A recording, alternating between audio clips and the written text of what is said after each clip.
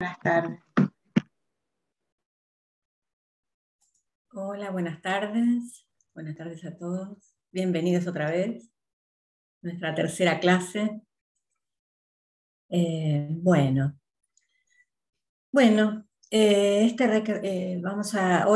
el último viernes, Edith les habló del discurso histérico, del discurso del amo y del discurso histérico. Hoy lo que vamos a tomar es el discurso universitario y el del analista. Este recorrido que venimos haciendo por los 4 discursos, la formalización que Lacan hizo de ellos, en el seminario 17, lo que nos permite justamente es pensar los tiempos en el análisis, nuestras intervenciones y sus efectos.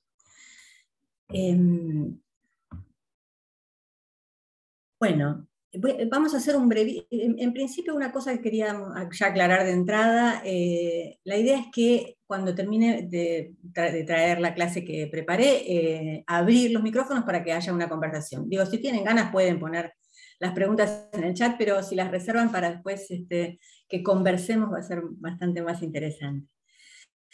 Bueno, vamos a hacer un brevísimo repaso de lo que precedió, lógicamente, a estos discursos que tomamos hoy. A ver si los puedo mostrar.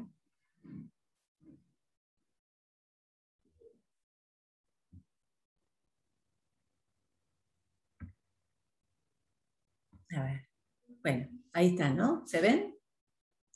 Bueno, ahí están los discursos que Edith trajo la semana pasada, el discurso del amo y el discurso histérico. Y lo que vamos a trabajar es justamente el universitario y el discurso del analista. Bueno, a medida que uno va discurriendo por estos 4 discursos, va transitando el análisis en general, ¿no? En general, un análisis transita por los 4.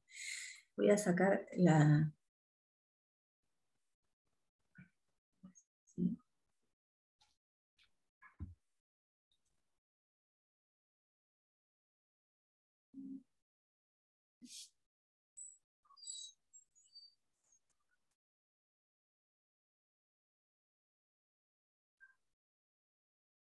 Lo importante es ubicar que no hay uno más importante que otro. Vamos a ir transitando los 4. En un análisis uno va transitando, va pasando por el discurso universitario del saber, por el lugar, perdón, estoy todavía acomodando lo que compartí, ¿no? El análisis va a ir transcurriendo por el discurso del amo, que es donde la gente es justamente el S1, va a ir por el de la histérica, que es el sujeto barrado, y el discurso universitario, o del saber, también llamado del saber, es en el lugar donde se encuentra como agente el saber. Y cuando decimos saber, estamos diciendo conjunto articulado de significantes. El S2 es un conjunto articulado de significantes. ¿Sí? A ese saber nos referimos. Lacan, en el seminario 17, en la clase del 11 de marzo, lo que dice es, aquí el S2 ocupa el lugar dominante en la medida que el saber ha ido a parar al lugar del orden, del mando, al lugar ocupado en un principio por el amo. Cuando un paciente empieza a darse cuenta de algo que repite y por qué lo repite, cuando ya sabe el porqué de su padecimiento, hay conocimiento de la causa de su padecer, pero eso no alcanza para dejar de padecer. Esto es lo que ocurre en el discurso universitario. Ya hay un conocimiento, ya sabe, pero no alcanza. Va a ser en el discurrir del discurso universitario donde el paciente va a empezar a maniobrar su historia. Comienza a saber hacer con su saber inconsciente. Empieza a hacerse cargo por sí mismo de ese saber. El analista ya no va a ser llamado en posición de saber, como en el discurso amo, que se dirigía a ese C2, ni el de significante amo, como en el discurso histérico. El analista, en tanto otro, con mayúscula, ahora es llamado en posición de objeto. Un paciente a lo largo de su análisis precisa de la acumulación de un saber sobre su historia. Es preciso que haya estado advertido de su determinación edípica, necesita haber hecho un recorrido por la trama significante y lo que llamamos novela familiar. Esto es necesario en cualquier análisis, necesario pero no suficiente. Esto que decíamos recién, ¿no? Se hace cargo de ese saber, hay un saber inconsciente del que ya está advertido, pero no es suficiente, ya que aún no alcanza para tener alguna eficacia de ese saber en el orden del goce. Entonces, como les venía diciendo, en el lugar de la gente pasa a estar el S2, el saber inconsciente, y desde ese lugar, ese saber inconsciente, con su límite, no reconocido aún por el analizante, se dirige al analista puesto en el lugar del otro como objeto A. ¿Y por qué tiene importancia este movimiento? Porque sin el pasaje por esta disposición que toman las letras en el discurso universitario, no podríamos pasar al acto analítico. Esto es al discurso del analista. Digo, es el discurso del analista el que posibilita el acto analítico, ¿sí? Para poder llegar allí es indispensable pasar por este discurso del universitario. Una aclaración, es llamado discurso universitario, en principio porque además Lacan está tomado por la situación de contexto. El seminario 17 lo da en medio del Mayo francés. Digo, la universidad no es un lugar cualquiera, por eso digo, aparece con este nombre. Y también alguna aclaración: a veces se usa discurso universitario de modo peyorativo, como descalificando lo que se transmite en la universidad, pero esto tiene que ver con la transmisión. Y claro que la transmisión del psicoanálisis en la universidad es insuficiente, digamos, porque el psicoanálisis justamente es del orden de la experiencia, uno después se forma, casi me diría, pero es indispensable adquirir algún saber antes, previo, que es el que nos da la universidad, con lo cual es bien atinado nombrarlo discurso universitario, aún hablando de los discursos dentro del psicoanálisis. Bueno, en el discurso universitario, debajo del otro, tenemos, a ver si lo puedo... A ver. Edith, ¿lo tenés por ahí? Porque se me hace lío compartir.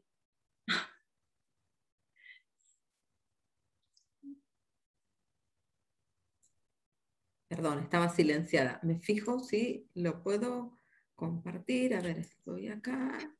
No sé qué me pasó acá.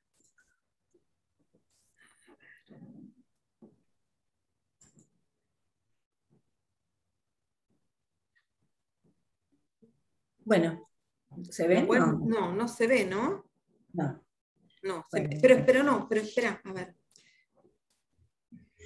Mira, espera, que lo resolvemos rápidamente.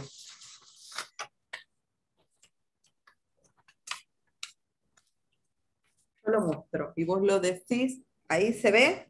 ¿Llegan a verlo? ¿Sí? Sí. Bueno, lo nombro y lo van a ir viendo ahí. En el discurso universitario entonces decía que debajo del otro tenemos al sujeto en el lugar de la producción, pero en esta producción de sujeto hay dos instancias separadas de sí. La del objeto queda alojada en el analista y el S1, el rasgo unario, debajo del S2, el saber inconsciente. Este es el tiempo, ya está, con esto me parece, si lo vieron, el tiempo en que habilitará el pasaje al discurso analítico, que hará converger la marca distintiva del sujeto con su división. En este momento, el del discurso universitario, el analista aloja en lo real, por su presencia, lo que el analizante aún no puede localizar como propio, el objeto, ¿sí? En este momento, según la maniobra que lleve a cabo, hará posible el pasaje al discurso analítico. Es un momento de pasaje como todo, ¿no? Digo, cada discurso es un momento de pasaje al otro y algo va a ir sucediendo ahí. Dejará de ser el que aloje el objeto, el analista, y pasará a ocupar el lugar de semblante de A. Y es a partir de ese semblante que podrá interpelar el goce parasitario que lo retiene. se produce un cambio de función y un pasaje de lugar. El discurso del analista hará caer el objeto de goce al que el sujeto se identifica para acceder a la dimensión del deseo. Entonces se trata de hacer lectura de alguna verdad que tiene que ver con el goce. Es un momento de intervenciones que apunten a señalar la verdad del goce, de ese goce parasitario que le impide avanzar en dirección a su deseo. El valor que tiene el discurso universitario en la cura justamente es el de permitir recortar el objeto de la demanda del otro que el analista viene a encarnar. Acá hablamos del otro con mayúsculas, ¿sí? A veces cuando uno habla no queda claro ya no se trata del lugar del otro pequeño, sino el otro con mayúscula. Entonces lo que hace es recortar el objeto de la demanda del otro con mayúscula, el gran otro, que el analista viene a encarnar. Por eso, pero viene a encarnar desde el semblante, ¿verdad? Por eso insistimos en la presencia del analista. El viernes pasado, Edith les decía que el reverso del discurso analista justamente es el discurso amo, ¿sí? Que el discurso analista se encuentra en el polo opuesto. Si lo tenés ahí y lo levantás, Edith, me haces un favor, así lo ven más claro. Que justamente el discurso del analista se encuentra en el polo opuesto al discurso del amo. Les mostró los términos que están dispuestos de modo que en el discurso amo están bajo la barra, los que en el discurso del analista están arriba y viceversa. ¿Sí? Y también les aclaró que sin este discurso amo no podríamos armar luego el reverso, el discurso analista. Digo, hablamos de reverso cuando justamente el seminario se llama el reverso del psicoanálisis. Se trata de esto, ¿no? De alcanzar ese discurso analista desde el discurso amo, que es justamente su reverso. Bueno, hay que tener en cuenta que la rotación por los 4 discursos es algo dinámico, que va a ir produciéndose en el transcurso de todo análisis que marche bien. Cuando ese discurso al que se apuesta, que es el discurso del analista, aparezca, seguramente dará lugar a que vuelva a aparecer el del inconsciente, que es el del amo, el del hacerse desear, que es el de la histérica, o el del saber, que es el discurso universitario. El discurso del analista aparece en un momento puntiforme y comanda la producción posible del acto analítico. Pero esto va a ir rotando y van a volver a aparecer los otros. Es dinámico, no es que hay una progresión y se llega hasta no sé dónde y ya está. No. Cuando muchas veces decimos en las vueltas del análisis, nos referimos justamente a esto, a estas vueltas. La rotación por estos 4 discursos que se producen durante el análisis. Entonces, lo que decimos es que el discurso del analista es el que impulsa el acto analítico.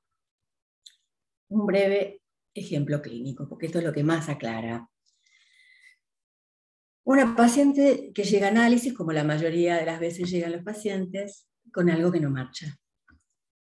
Despliegue discursivo, señalamientos, histerización del discurso, historización que va produciendo un saber. A ella le empieza a molestar habitar algunas escenas laborales en espacios en los que accedió a través de contactos de su madre. Le cuesta renunciar a esos trabajos, a esos lugares. Irse de los lugares en los que ya no quiere permanecer. Hay lugares donde sí les sirve, ya no les, bueno, no puede irse, se van a enojar, que van a pensar, bueno, estas cuestiones que a veces traen los pacientes, que bueno, todos, cualquier neurótico. Repasamos una escena que alguna vez había traído, el momento en que se fue de la casa paterna-materna, a sus 20 y pocos años. La escena dramática que armó su madre, que exclamaba, "me vas a matar". Bueno, con mucho miedo a que su salida mate efectivamente a su madre, se va de la casa. Esa salida quedó sancionada por su madre como abandono. Como decíamos, se trata de que un análisis va transcurriendo con preguntas, con asociaciones, con formaciones del inconsciente. Esto es lo que hubo. Preguntas, asociaciones, formaciones del inconsciente, y con muchos, sí, claro, mamá, pero y sí, obvio, con mi historia. Digo, esto es algo que uno va a escuchar en un análisis. Cuando ya, después de un rato, hacen un clic, pero claro, pero tiene que ver con eso. Esto ahí estamos bien ubicados en el saber universitario. Sabe sabe que tiene que ver, esto que le pasa tiene que ver con aquello. Ah, pero sí, casi es igual, lo mismo. Pero no alcanza. Con algún olvido que hace que se ausente a la sesión, hasta que un día viene y después de mucha vuelta, con mucha dificultad, manifiesta sus ganas de interrumpir el análisis. Que lo venía pensando, pero que no se animaba, que plantearlo, porque si después quería volver y no sabe si eso sería posible. Bueno, momento interesante, en el que somos llamados a leer. Leer a qué lugar fuimos llamados en la transferencia. Y entonces, cuando le digo que ella del análisis puede salir y volver a entrar, que su salida no va a matar a nadie, tampoco a su analista, se lo digo en tono de broma, se empieza a reír. No la retengo. No es objeto a ser retenido por el otro.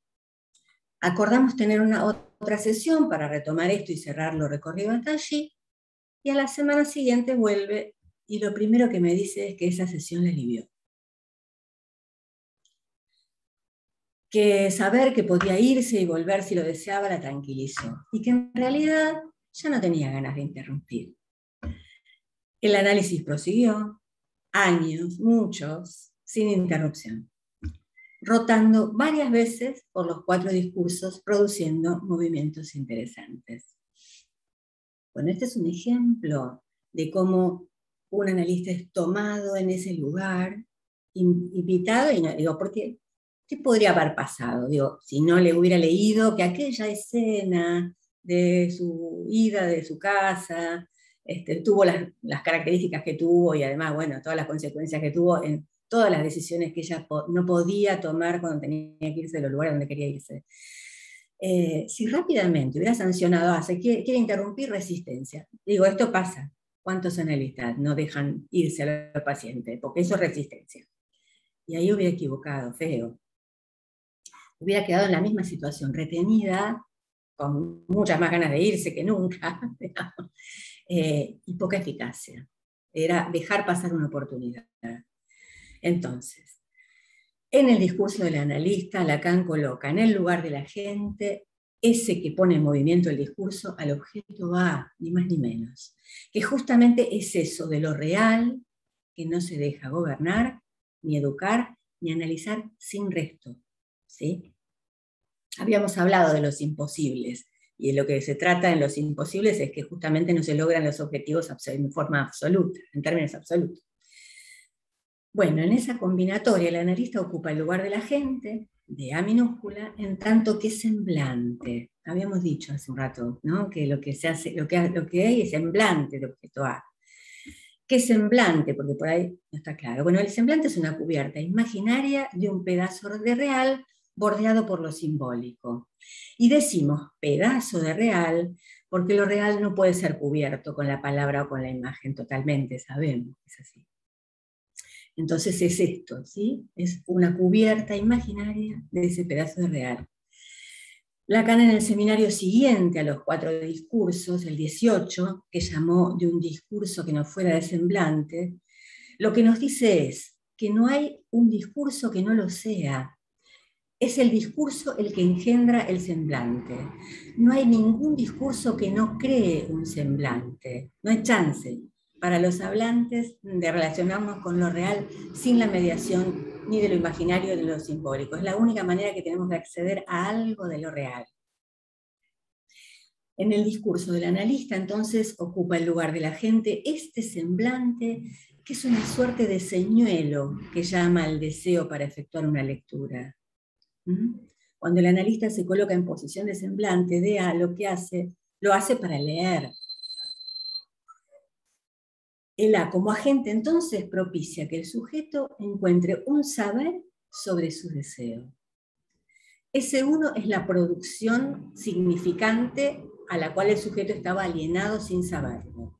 El sentido al que el sujeto estaba alienado sin saberlo. Cuando uno habla de vaciar de sentido, ¿de qué estamos hablando? Del sentido del otro, de ese sentido del que está alienado el otro, no es que vamos a andar con un puro sinsentido por la vida. Cuando hablamos de vaciar de sentido nos referimos a esto. Entonces, lo que se trata justamente es de objetar ese sentido coagulado.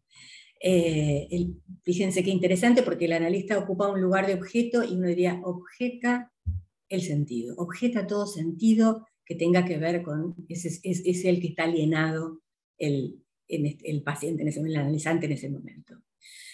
Lacan nos dice en la clase del 14 de enero del 70, la posición del analista está hecha del objeto A.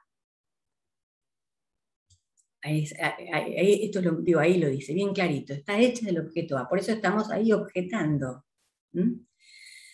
Así que para que se produzca el acto analítico, es imprescindible que el analista no se ausente a la cita. De no ausentarse, de ofrecer su presencia en la transferencia, tendrá necesariamente que hacerse semblante de A, posición que la anticipaba ya en el discurso universitario al convocarlo como otro en tanto ese objeto en ese lugar, ¿sí? Ya estaba convocado a ese lugar. Si bien para el analista antes se trató de sostener las especies del objeto, semblante de A, en este tiempo el objeto se va a constituir como perdido, como pérdida. Entonces va a dar lugar a la caída del sujeto supuesto saber, y el A ahora queda cuenta del sujeto como causa de deseo. Entonces, en el discurso del analista, el sujeto está en el lugar del otro, y el discurso se dirige al sujeto del deseo causado por la falta. El saber entonces está en el lugar de la verdad. Recién entonces, el saber alcanzó a rozar lo verídico del campo del goce. Habíamos hablado de que había un saber en el saber universitario que no alcanzaba a ayudar a que pare de padecer, ¿no? No alcanzaba. Sí, ya sé, por esto, bueno, recién ahora el saber alcanzó a rozar lo verídico del campo del goce, lográndose recién en ese momento el cambio, y verdadera más difícil de producir en un análisis, que es un cambio en los modos de goce de un sujeto. Entonces, en el lugar del otro aparece ahora la barra del sujeto, que hace al otro, al más granoto lo hace no todo, porque cuando barra a ambos. Y en el discurso del analista lo que decimos es que en el lugar de la producción, que Lacan también llama de la pérdida, aparece el significante unario. ¿Y por qué también lo llama lugar de la pérdida? Porque ese trazo unario que se produce implica una pérdida de goce. En el lugar de la verdad, el significante binario, significante del saber inconsciente. El discurso analítico, entonces, es el discurso que justamente hace reinar al objeto A. Lo que pone de manifiesto es que para que se ordene un discurso, no solo entran en juego elementos significantes. ¿Sí? Cuando hablamos de elementos significantes, hablamos del S1, del S2, de su consecuencia, que es la división subjetiva, el S barrado. Bueno, para que funcione un discurso se precisa de este término, el A, que no es un término significante, no es significante, es del orden de lo real. Entonces decíamos que la presencia del analista lo que apuesta es a que se produzca ese reinado de objeto A. Bueno, algo a tener muy en cuenta es que en el transcurso de un análisis es esperable que se produzcan muchas vueltas por los cuatro discursos. No se trata de una progresión, de algo evolutivo, no hay un discurso mejor o más importante. Digo porque uno puede tender a decir, bueno, pero hay que llegar. Sí, hay que llegar. En el camino se producen muchas cosas. Cada uno de los cuatro discursos posibilita movimientos necesarios por los que tiene que pasar el analizante. Y cuando decimos que se dan unas cuantas vueltas, nos referimos a eso, a esas rotaciones por los cuatro discursos. Bueno, yo dejaría hasta acá porque vi que había preguntas y abrimos. Espero que haya sido claro. A ver si... Mientras, si quieren ir preguntando y desactivan los micrófonos, yo busco las preguntas, que vi que había alguna. Te leo, Adri, mira, acá hay una que Sebi Sosa dice, cuando se habla del goce, ¿se refiere al goce sexual? Bueno. El goce tiene varias caras, ¿no? Esto ya algunos ya lo han visto claramente, tiene que ver con una satisfacción pulsional de cualquier tipo, pero a veces el goce implica padecimiento, no solo goce sexual.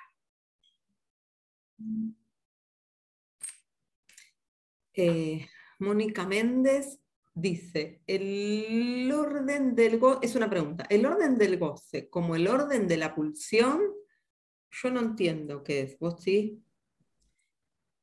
No veo la pregunta, pero a ver, bueno, casi que repito lo que acabo de decir. El goce es satisfacción pulsional. Ujú.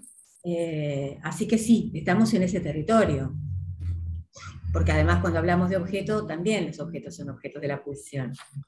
Hasta que puede ser convertirse en causa de deseo, pero digo, en general son objetos de la pulsión, sí, sí. Ujú. Sí, yo no entendía lo del orden, ¿por qué orden? ¿No? Eso es lo que me hacía pregunta, pero bueno, justo Mónica Méndez no está. Después si la veo que vuelve le preguntamos a qué se refería con orden, eso me hizo pregunta. Sí, no sé, a lo mejor por este modo de decir es del orden del goce, como si ves Ahí está, ahí está. Ahí parece que volvió. sí, ahí ¿Es está. ahí? Esto, Mónica, es del orden del goce, claro, como decía, Sí, del claro, campo sí, del goce, sí, sí, sí, sí, sí. Bueno, sí. pero quedó claro, Mónica, esto sí. Tiene que es satisfacción pulsional, sí, sí. Que la satisfacción pulsional a veces es justamente mucho padecimiento, porque quedar retenido, un objeto del otro, o ser la luz de los ojos de no sé quién, ¿no? Bueno, ya sabemos que a veces renunciar a esos lugares no es fácil. Digo, Ujú, renunciar para esta paciente a ser retenida en ese momento por la madre, pero por cada uno de los jefes que iba teniendo, incluso del analista. Bueno, ubicar que hay libertad para moverse, que se puede salir y entrar, digo, es nuevo. ujú. Sí, ahí se corre de quedar ubicada en ese lugar, ¿no? Al que se ofrece a ser gozada por el otro. Absolutamente. Efectivamente, sí. De una pregunta más. Dale.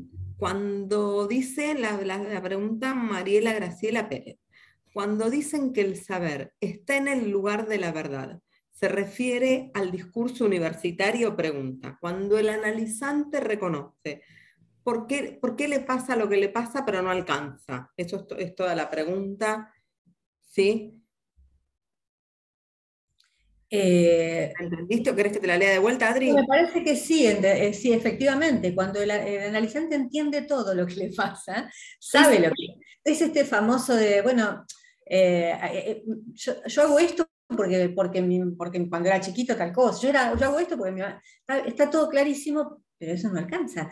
En una época, los detractores del psicoanálisis lo que decían es que el psicoanálisis ibas al analista para saber por qué te pasaba lo que te pasaba. ¿Viste? Entonces ya sabía, y con eso que no hacía nada. Es un saber que no, bueno, ya está bien, es por esto. Y bueno, justamente, ese es el discurso universitario, ya está. Yo sé, esto me pasa por esto, pero hay algo donde hay una vueltita que no se dio. Y es esta, justamente, que es la que accede al goce, a esa verdad del goce. Por eso dice que roza lo verídico del goce. Es ahí. Claro, perdón, es el lugar de la verdad, pero necesita el cambio de posición subjetiva Ujú. que va a depender bueno, del discurso del Del analista. analista. El Claro, analista, exacto. Sí. Ahí es donde el analista es llamado a ocupar ese lugar, a hacer semblante de objeto, y generalmente suceden estas cosas en la transferencia. A veces no, no necesariamente, digo, acá hubo algo muy, muy concreto y muy visible, por eso lo traigo, pero digo, a veces, nada, con una formación del inconsciente trabajada en la sesión, algo de esto se produce, pero sí tiene que ser posibilitar una intervención justamente apuntando al goce, claro. señalando algo del goce allí. Perfecto, gracias. Igual en esto que decías, Adri, creo que la pregunta dice, cuando dicen de el saber está en el lugar de la verdad, sí, se refiere a que de los 4 discursos en el lugar de la verdad, en el discurso del analista, no el saber queda ubicado ahí. Sí, sí. Sí. Hola, ¿qué tal? Quería hacer una Hola. consulta. Sí, Acá, Mariela. Porque me quedé pensando, Adriana, en lo último que mencionabas de la presentación, esto de que los 4 discursos posibilitan movimientos necesarios por los que tiene que pasar el analizante. Pero pensaba en el marco de las neurosis, ¿no? Porque tengo entendido que Lacan no formula un discurso propio para la psicosis o para la esquizofrenia, entonces quedaría por fuera de todos estos movimientos, ¿no? sí, ¿Y así?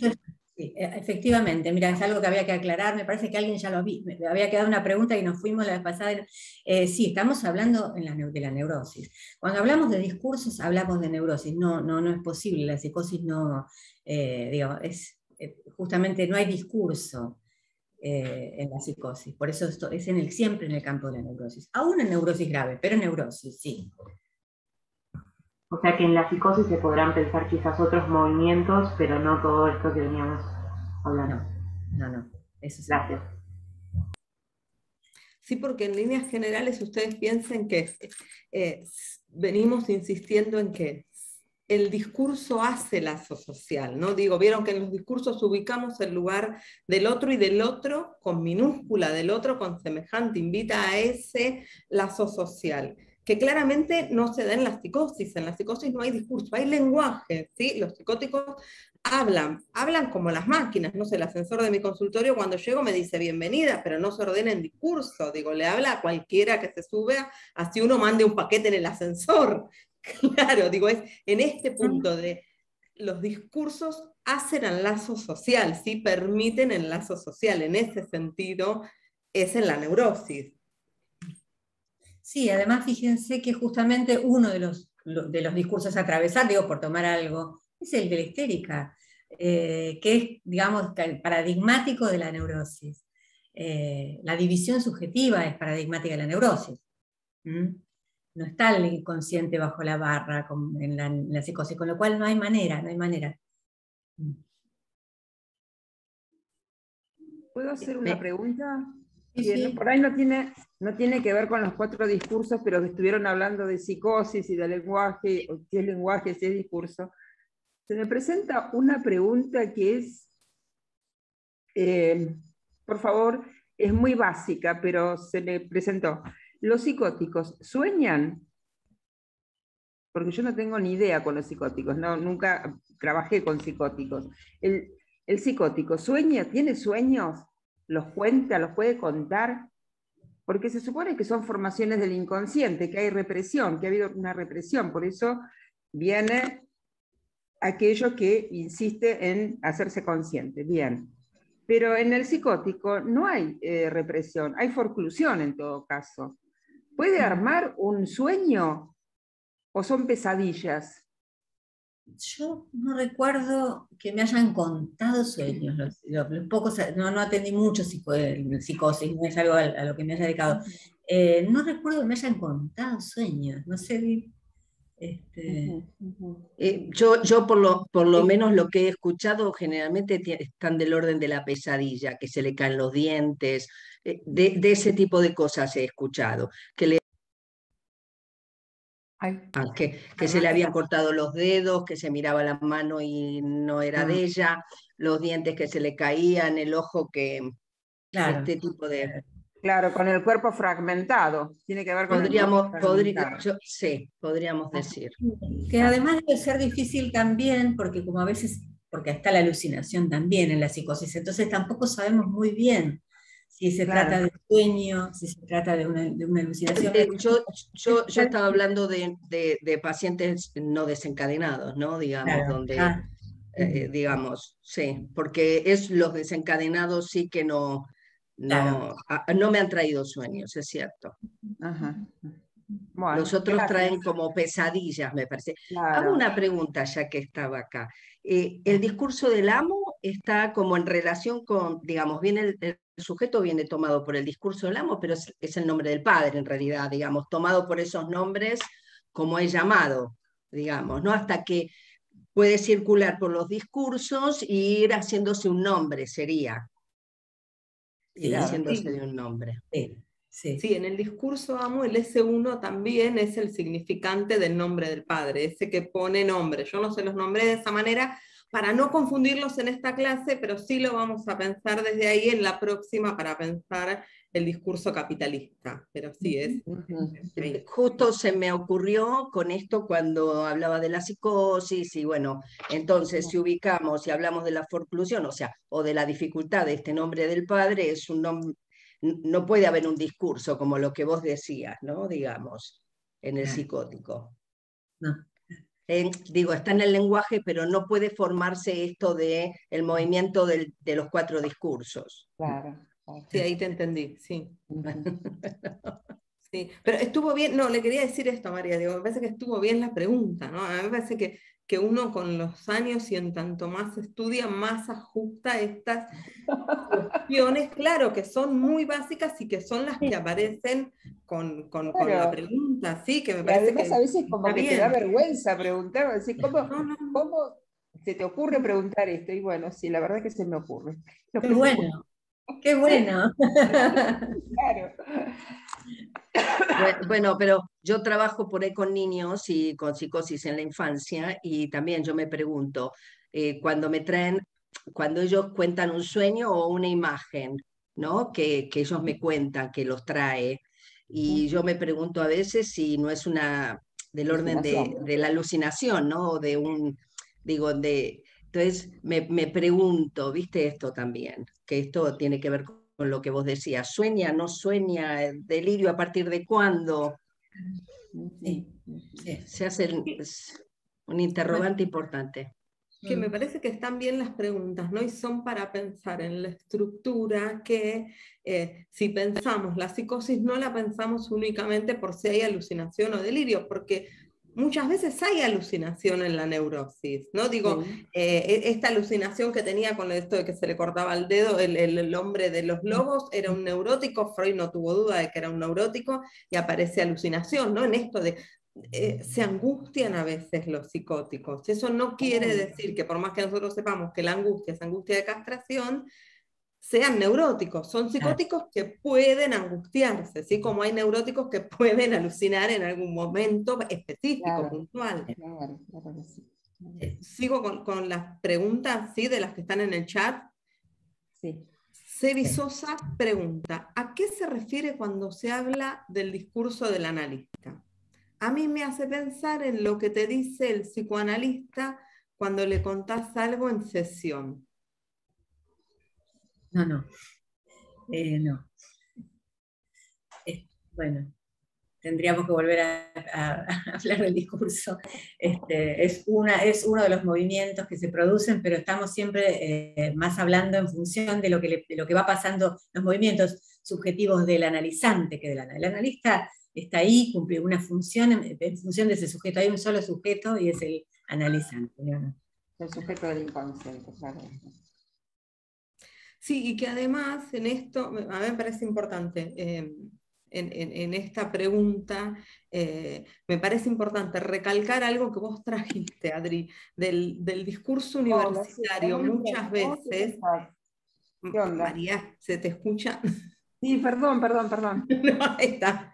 Me parece importante esto, en el discurso universitario, muchas veces la lectura que uno escucha del discurso universitario es el analista encarnando ese lugar de saber y a lo mejor teniendo una intervención en lo real de decirle a un paciente, usted tiene que visitar un médico por tal motivo, porque no sé, porque está mal de salud y no va al médico. Digo, eso es una intervención en lo real, no es el discurso universitario. Digo, el discurso universitario es tal cual como dijo Adriana, sucede en el paciente, ¿sí? Digo, es algo cuando en ese momento que el paciente tiene un saber sobre eso que le pasa. Así que me parece importante la aclaración porque muchas veces se desvía para otro lado. Sí, muchas veces. Y entonces se lo toma como peyorativamente, como si fuera algo, justamente le tiene que pasar por ahí, pero es el paciente el que pasa por ahí, sabiendo, haciéndose cargo de su propia historia, revisándola, poniéndola a jugar ahí todo el tiempo, es esto. Sí, hasta que ese pasito más.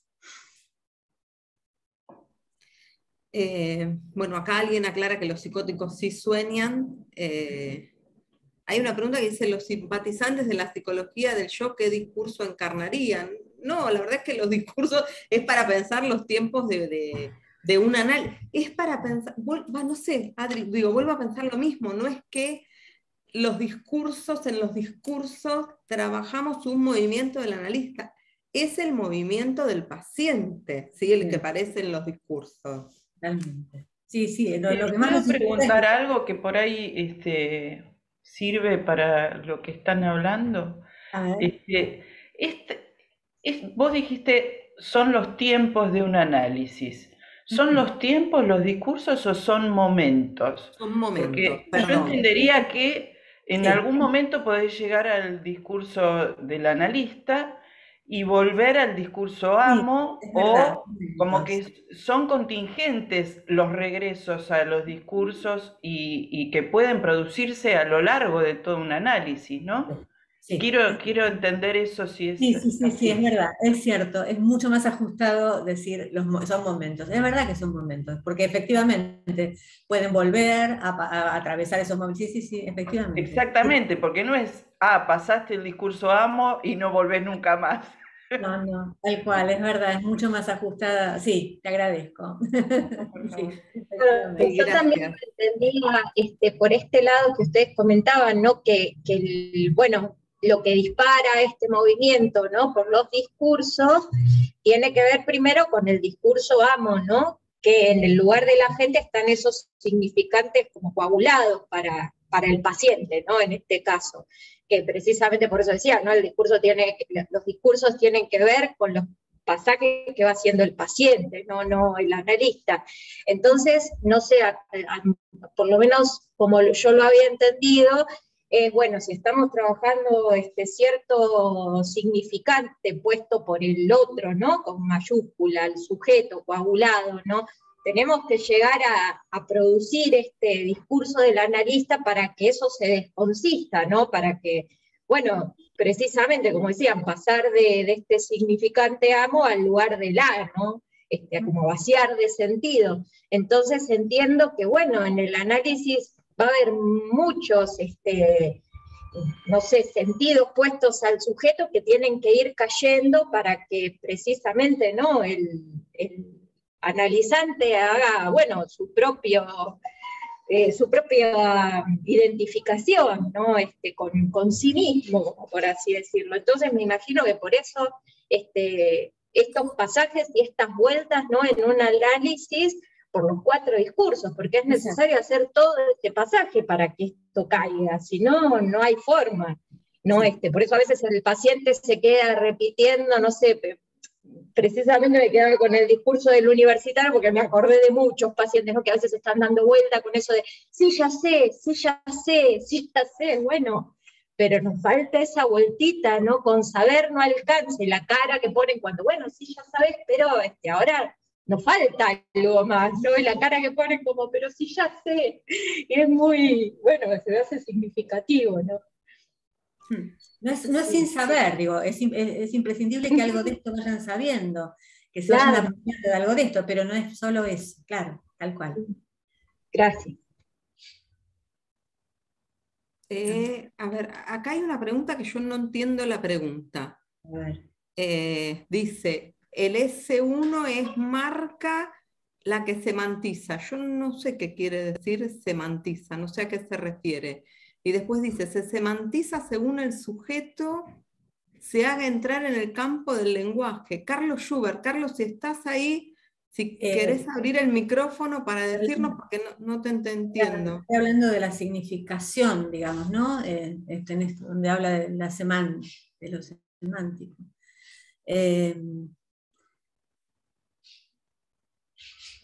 No sé a qué se refiere. Ese uno es el significante amo. Que cada uno de estas 4 letras que les dijimos, de acuerdo al lugar que ocupan en cada uno de los discursos, se va modificando y quieren decir diferentes cosas, ¿sí? Digo, pero el S1 son esos, yo les decía, modo sencillo para entenderlo. S1 son los significantes privilegiados en la historia de cada paciente, que definen a ese paciente, ese sujeto, ¿sí? Y no a otro. Pero no sé por lo de la semantiza, no sé qué. No, y acá hay bueno, Tiene que ver con el significado, pero el S1 en realidad es ese lugar al que está alienado y no está enterado de esto el paciente. Al menos ahí, en ese momento que es el del discurso amo. A ver si hay alguna otra. Yo tengo una pregunta. Sí, yo les pido, si no les molesta, perdón, Grisel, si aquellos que preguntan, ¿se quieren poner la cámara para hacer las preguntas? ¿Sí? Así los vemos. Claro. ¿Podrá ser? Mira, yo en este momento estoy con una gripe bárbara en la cama, por eso no pasé la cámara. Estás disculpada. Estoy enferma en realidad, presenciando la clase. Quería preguntar, este momento en el cual el paciente empieza a encontrarse, ¿no? Pegado a este S1, me imagino yo, ¿no? Que es, sí, claro, esto tiene que ver con mi mamá, esto tiene que ver con mi mamá.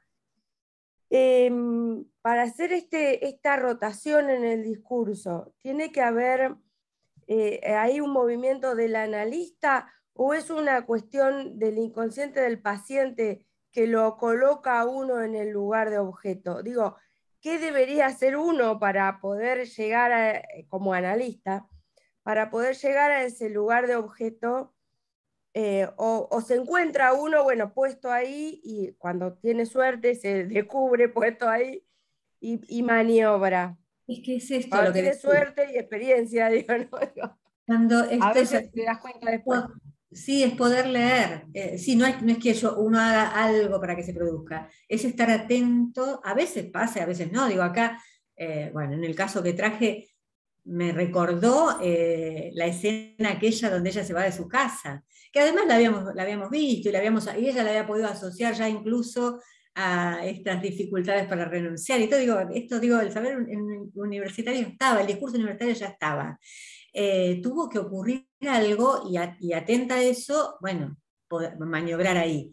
A veces, en general, si uno está escuchando, se escucha, algo vas a escuchar, pero tiene que ver con algo que uno pueda escuchar, no va a forzar ninguna situación, ¿sí? Pero sí, es algo que se lee, no es algo que haya que hacer previamente, sí, estar atento y bueno, ponerle el cuerpo, y no retirarlo, por ejemplo, diciendo, vos querés interrumpir porque es resistencial, que es algo bastante común. Sí, sí. ¿Eso sería contratransferencia, por ejemplo? Eso ¿o no? sería, sí. Claro, una resistencia del analista, ¿no? Más bien a Sí, perderse ese paciente. Tal cual, a perder ese trabajo por ahí. Sí. Sí, a veces Gracias. esto sucede convocados a una pulseada por el pago, qué sé yo, a veces pasa. Que uno nota que hay algo con el pago complicado, qué sé yo, no pagó la sesión que no vino y entonces para evitarse un problema, ni hablamos del asunto. Y estás dejando pasar algo que a lo mejor efectivamente hacía falta, que era necesario entrar ahí.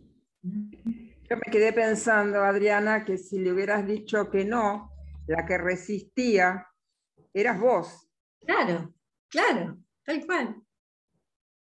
Es más, tengo que admitir que cuando me dijo que iba a interrumpir, lo primero que sentí fue, ay, no, como la madre, no, que no vaya. No me dejes. Y además te hubieras puesto como objeto materno, totalmente, cuando no se trata de que seas el objeto materno, sino el objeto A, digamos, ¿no? Que es otra cosa.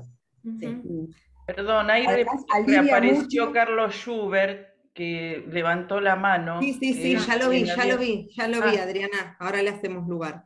Me parece importante en esto que dicen de la contratransferencia, ¿no? Que es como tiene mala prensa la contratransferencia en la parroquia lacaniana, por decirlo de alguna manera, que eso no quiere decir que el analista no sienta algo ante alguna cuestión transferencial de paciente, ¿no? Como esto que dice Adrián, el punto es que no aparece el analista en la escena para interpretar de yo a yo de lo que se trata. Digo, me parece que en este caso, muy bien Adriana, advertida de qué paciente estaba atendiendo, ¿no? No es que esta historia era cualquier historia en su vida, ¿no? Digo, ella puede intervenir desde ahí a decirle, acá podés irte cuando vos quieras y podés volver, y no se muere nadie, ¿no? No es cualquier cosa.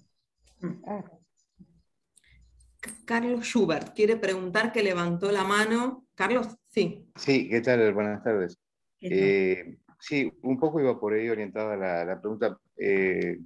No me funciona bien el aparato con el cual estoy en la clase. Y iba un poco por ahí, por esto de los S1, que yo lo pensaba en relación con Freud, digamos, en relación con la marca, es decir, la representación representante. Bueno, que el S1 es como esa marca que de alguna manera Adriana me respondió, digamos, la pregunta, ¿no? Esa marca que deja huella y que, bueno, uno le pone palabras y, bueno, la palabra no alcanza para significarla, digamos, ¿no? Es decir, y la pensaba en el sentido de que, bueno, hay una pérdida y esa pérdida de algún modo se alcanza en la medida en que uno, en el análisis, a partir de la posición que toma, a partir de justamente lo que decía en el tema del discurso, a uno lo posiciona en un lugar, ¿no? Y a partir de esa posición puede pasar otra cosa que lo que la marca dejó inicialmente, algo así, o sea, pero creo que interpretó bien la pregunta, ¿no? Claro, sí. Gracias. Sí, es esto, es tratar de objetar esto, ¿no? Porque cuando hablamos de ese uno estamos hablando también de ese sentido al que está alienado sin saberlo. Y la idea Claro. es objetar, sí. Sí, o sea que por eso no hay S1 sin S2, digamos, solamente uno puede llegar, digamos, en ese, bueno, en ese nudo, ¿no? Algo así es. Bueno, gracias, muy amable.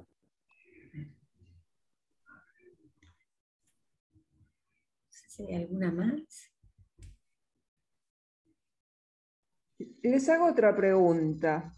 Hoy estoy preguntona.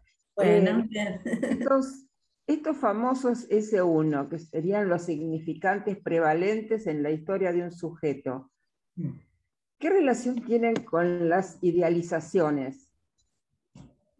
¿Están asociados con las idealizaciones que te marcan? ¿Que hacen marca? Con los ideales, decís, a lo mejor. Con los ideales, exactamente, sí. Con los ideales. Yo los pienso, son dos cosas distintas que no los puedo pensar del mismo lado. Este C1 también es una extracción que hace el sujeto del saber inconsciente que viene del otro, ¿sí? El ideal me parece que, a lo mejor el ideal es para pensarlo en función de los ideales que transmite, está bien, desde ahí están emparentados, ¿no? Los ideales los transmite el padre hace marca, claro, hace corte de marca, de castración, y también transmite los ideales, desde ahí capaz podría ser, ¿no, Adri? No sé qué pensar. Sí, porque en realidad tiene que ver con el deseo del otro, los ideales, con lo cual si uno se... Sí, hay algo de esto se toma, seguro. Sí, hay relación. No es eso solo, no es solamente, no está hecho solo de esto, pero sí, seguramente los ideales. Sí, es como para seguirlo pensando, ¿no? Tiene muchas patas. Bueno, gracias. Adri pregunta, Sebi Sosa dice que tiene una última pregunta y se tiene que ir. Y después dice, Solange La Rosa o La Rosa, ¿puede decirse o pensarse que ese uno es el sujeto hablado por el otro?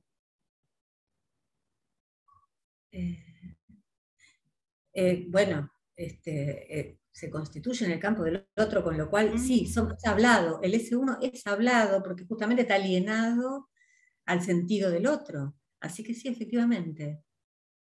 Sí. Todavía ahí casi uno podría decir, bueno, estamos en el territorio del enunciado y no de la enunciación, que sería cuando por fin Sí.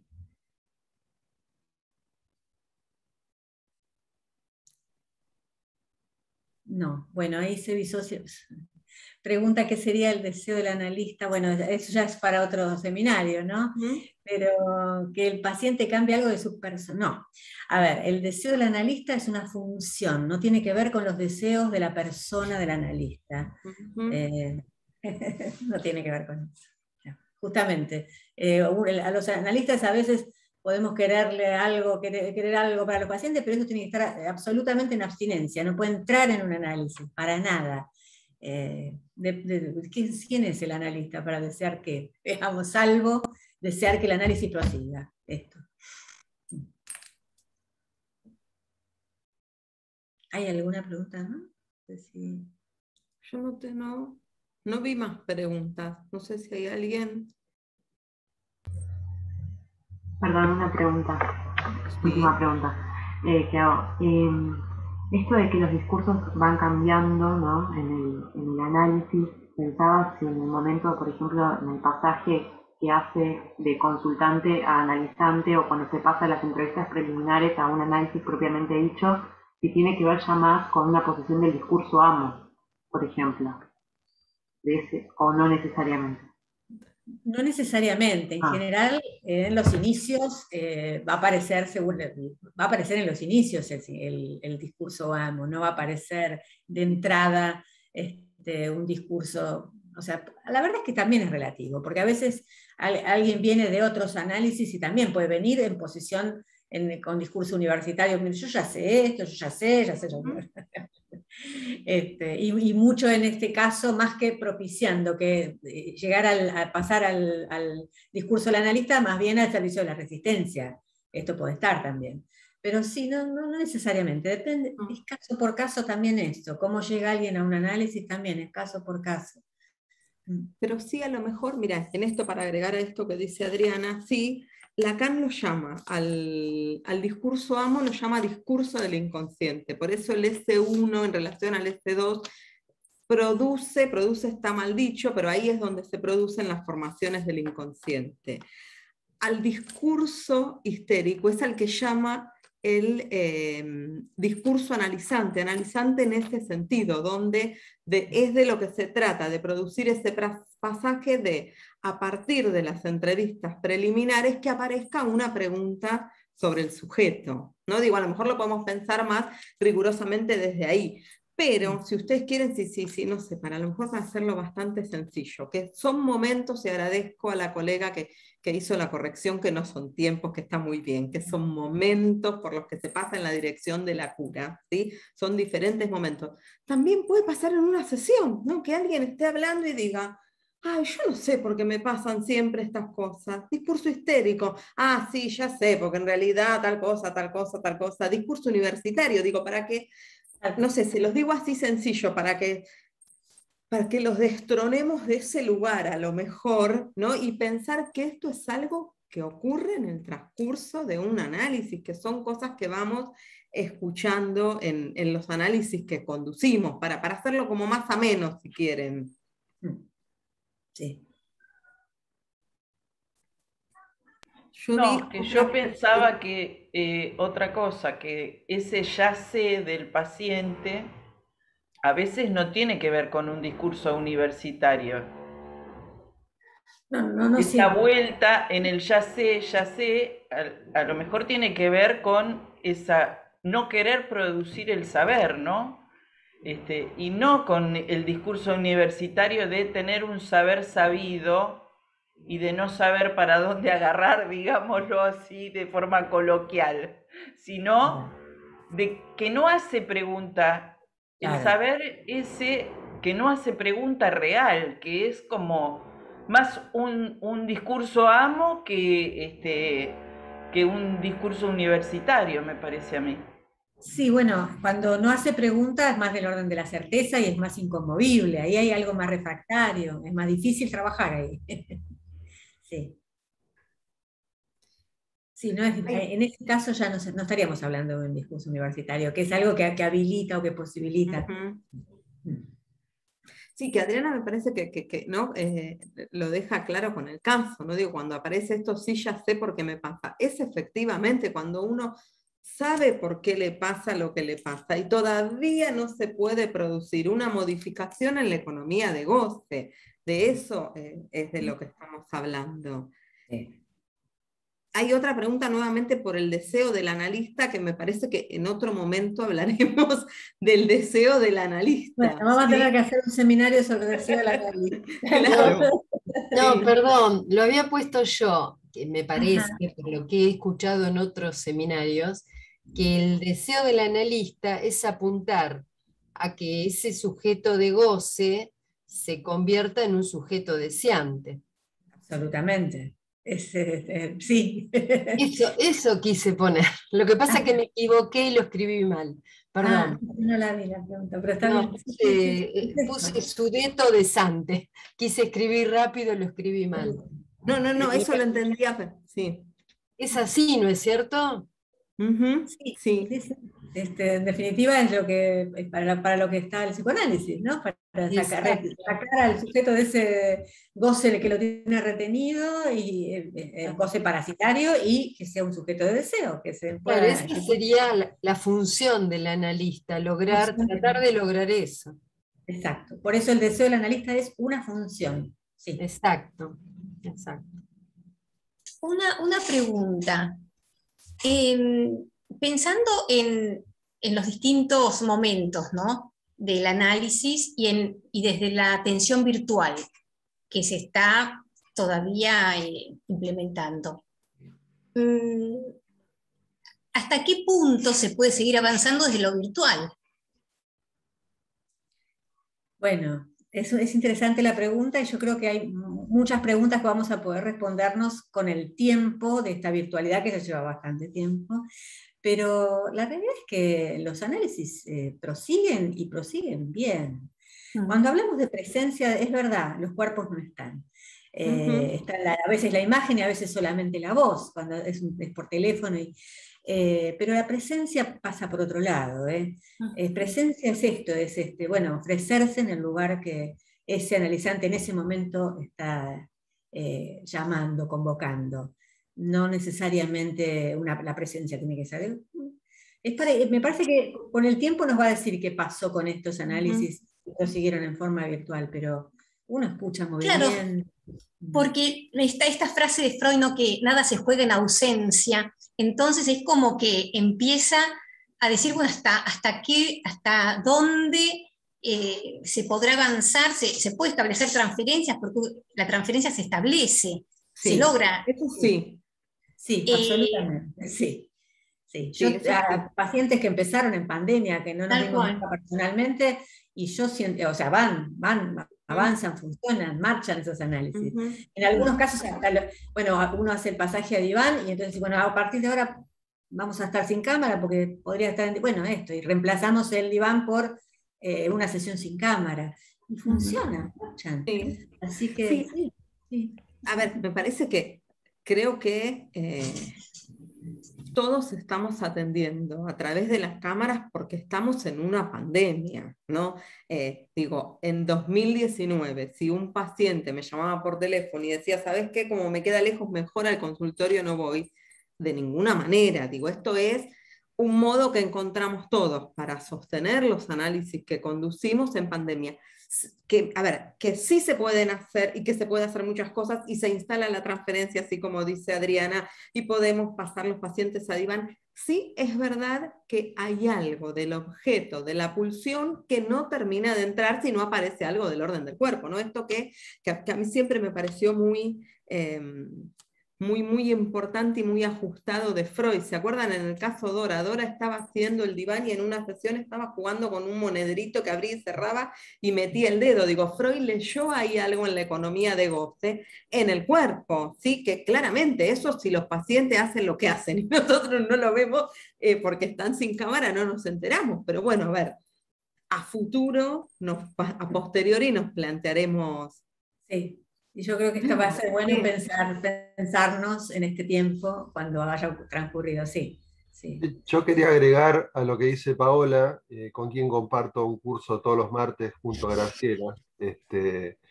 No, entiendo lo que pregunta Paola, porque en general estamos viendo casos que, claro, al no jugarse tanto como la presencialidad, hay mucha deserción.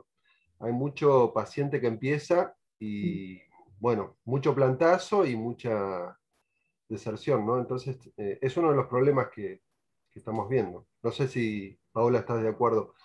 Bueno, digo, quizás es más difícil en la no presencialidad, es más difícil establecer la transferencia. Quizá un paciente ya con años de análisis Puede ser. sea algo más llevadero, pero me da la sensación que como es más difícil establecer la transferencia. Vuelvo a decir caso por caso, o sea, no me animaría, claro. No me animaría a decir que eso solo, pero bueno, pues es probable, es probable. Sí. Me parece que es algo que vamos a poder pensarlo y a partir de las experiencias decir algo más ajustado en un tiempo, sí. Sí, y también pensaba, y en esto me anticipo, y los invito a aquellos que les interese en la próxima clase. En la próxima clase vamos a hablar del discurso capitalista, que es aquel discurso donde leemos todo lo que llamamos las patologías de borde, las impulsiones, digo, todos los casos más graves que a lo mejor sí me parece que es más difícil para esos pacientes, ¿no? Como con este tipo de consultas, estos son más difíciles de pautar el Zoom, la videollamada o el modo en el que sea, que sí, claramente. Los pacientes que se ordenan en alguno de estos 4 discursos, empezando por cualquiera de ellos empiece, sí es más fácil establecer transferencia con la videollamada, por el modo que sea. Sí. Pero bueno, me parece que sí, que con el viernes que viene, cuando ya abordemos el discurso capitalista, algunas de estas cuestiones también van a quedar. Y vamos bueno, pueden seguir decantando preguntas y la próxima traerlas, aunque sea de estos 4 discursos, y vamos a seguir conversando con esto, ¿no? Pero bueno. Bueno, no sé si no hay más preguntas. Podemos vernos ya directamente el viernes con el discurso capitalista y lo que quede, o lo que vaya surgiendo, porque a veces uno se queda pensando. Está bueno porque la verdad que participan un montón y es muy... Y se hace bien dinámico. Un tema que es bastante arduo y la verdad lo logramos. Está bien. Sí, coincido con esto que les dice Adriana, ¿no? Digo, decanten porque son difíciles los 4 discursos, son clínicos, si uno puede entender por dónde va, son clínicos, pero son difíciles. Si les queda dando vuelta alguna pregunta, es bienvenida para la próxima clase y esperamos tentarlos con lo del discurso capitalista, que no, si los 4 discursos son poco vistos, menos el discurso capitalista. Y me parece que es clínico para pensar todos estos casos que ya anticipo, que son los que se pueden pensar a partir del discurso capitalista. Bueno, está. Bueno, nos despedimos. Nos vemos la próxima, entonces. Gracias, hasta la próxima. Gracias. Gracias, hasta la próxima. Muchas Chao. gracias. Gracias.